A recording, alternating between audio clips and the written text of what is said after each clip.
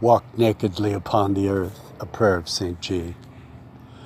They bore on their hearts the unfaithfulness of the people. Thus the prophets of old walked nakedly upon the earth. It was not shame as of Adam, but an emptiness of what was lost. How many deserts, how many centuries foretold the God who would come, empty upon the earth, empty of nobility, in meekness and humility, finding there Moses, the greatest of these, he only meek, which gave the 10 words, not commandments, but truths of how empty man would fill up with God. How, torn down to nothing, he would be filled with Godfulness. Moses, an old man, a murderer, began again, as must we, to bear the Spirit as a link of connection between man and the higher world, and sat alone in his concentration of it. Alone but for the hand of the Lord, who would follow Moses' footsteps, or let us say, push them into the sands, and Moses to follow, leading the people into the promised land. What journey ever was greater? An exodus and 40 years crossing, a descension from heaven and 40 years upon the earth. The Son of Man came not as one to barely snatch his work from destruction, but as the great victor who has made the forces of sin and evil his servants for the accomplishment of a higher and wider purpose. This divine power projected itself across the ages, spoken by God through the prophets, and nothing of his word returned to him void.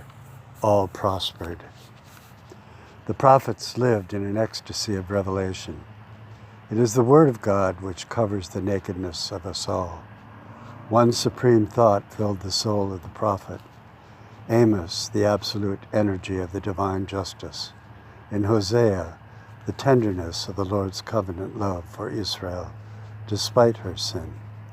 Or in Isaiah, the unapproachable holiness of God.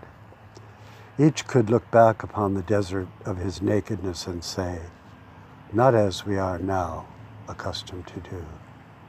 We too in this day must say the same.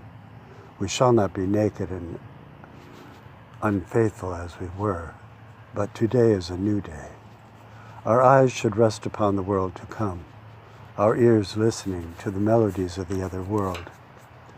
The prophet moves from God toward man, officiates from God to man, represents God with man.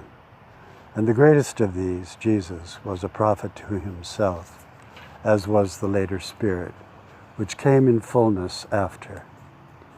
Standing nearest to God and exalted above man constitutes his revealership. We now are more naked than all which went before, and we have covered ourselves with gaudy trinkets. Their incessant tinkling drowns the voice of God and of your prophets, and ours is as to be so bold, to be a shield against all word from outside our world.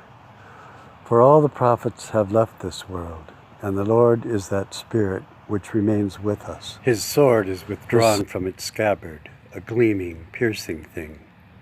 We stand disclosed before all your being, our being as nothing, but to be filled up.